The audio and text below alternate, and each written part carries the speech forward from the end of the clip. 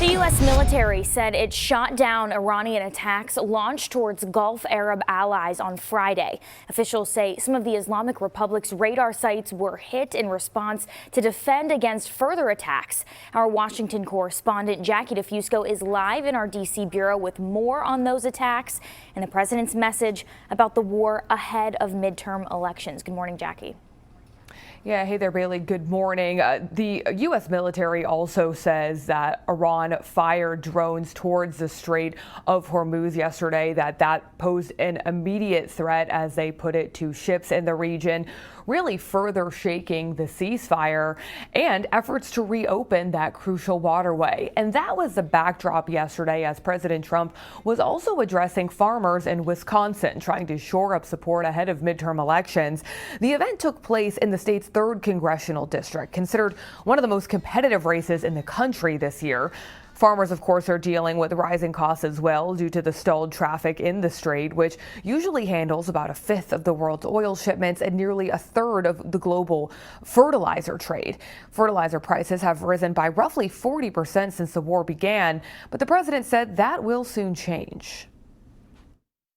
We're going to come out of Iran very quickly, and it's going to be very strong, one way or the other, whether it's a piece of paper or the very tough way, okay? The very tough way is maybe the easier way, but we're going to come out and your fertilizer prices are going to go way down, just like they were 4 months ago. In one April Farm Bureau survey, roughly 70% of farmers reported being unable to afford all of the fertilizer that they needed. Higher production costs that experts say could trickle down to food prices. Bailey.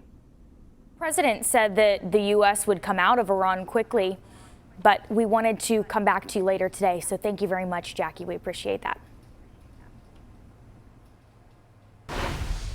Right now, the average gas price in Pennsylvania is $4.37 a gallon. That's up $1.23 since the start of the war in Iran. These prices are hitting hard for people who deliver meals to people in need. And as News 8's Wgal Thomas reports, one Lancaster County couple says they're not going to stop delivering. This particular stop asks us to knock on the door, and then they will come and get it. Every knock means someone gets a meal. Every stop means someone knows they are not forgotten. And for Meals on Wheels volunteers Leslie and Gus Giannopoulos, we have a little over a quarter tank. It also means paying more at the pump. It's a bit of a shock that they're so high because of what's going on.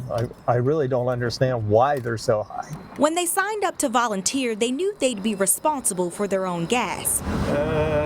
What they didn't expect was how much prices would change. A year ago, we were spending anywhere from $30, $35 to fill up. Now it's $35 to $45. Right now we're coming up to our first stop. There was never a question about whether they'd keep serving. We are now on Chestnut Street. Because behind every address on their route is someone counting on them. It's not just the food, it's the seeing the people, keeping track of if they're there. If they're not there, Meals on Wheels will check and make sure they're okay. The couple made about a dozen deliveries that day throughout Lancaster City. My favorite part is talking to the people, yes. Absolutely. Whether it's a short talk or a longer talk. I agree. And that's all just part of the reaction. Like the one gentleman, "Hey buddy, how you doing?" A simple "Hey buddy" starts a relationship. And for some clients, these visits are essential. I think the blind gentleman is so appreciative because she would describe to him what was in there. Chicken pot pie, sweet potatoes. Hey, thank you. The couple says they hope more people understand just how much Meals on Wheels provides beyond a meal.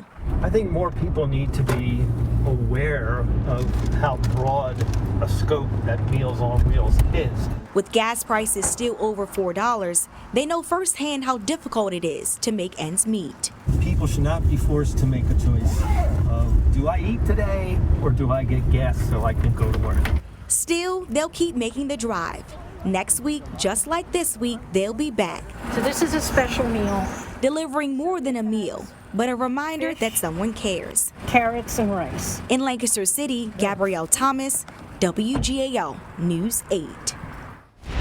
A state senator is sponsoring a bill that would begin the process of getting rid of emissions testing for vehicles in Pennsylvania. That bill received some bipartisan support, in part because not every county requires emissions testing. But Rob Altenberg with Penn Future says doing away with emissions testing could be problematic at a time when a third of air pollution comes from vehicles.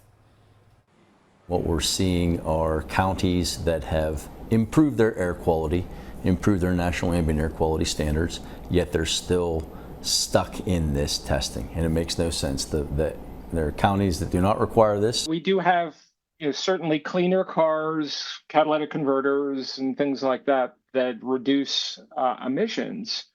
But beyond those design steps, there's very few programs that actually address that problem. Now, it's unclear what the State House will do with the legislation.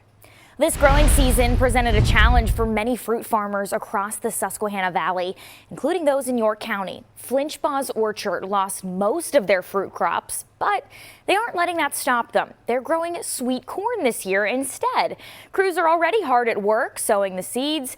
This is the right time of year to grow sweet corn, and with the free space from the fruit, Flinchbaugh's decided that this was their best option. The owners say not only is this an opportunity to try something new, but push through the unexpected challenges for those who need it most. We decided that we were going to pivot with joy, and every other hour I think we've pivoted this year since April. It seems like every other day is a new curveball thrown at us, but if you take the time to realize you still have so much, what do we do with what we have? And so to us it wasn't like necessarily we have to be resilient. It's like we still have been given so much. How can we take that and continue to use it for good? Flinchbaugh's will have fruit this summer. They're outsourcing from farms down south, so it might cost a little bit more than normal, but it will be available. The sweet corn will be available at the market soon.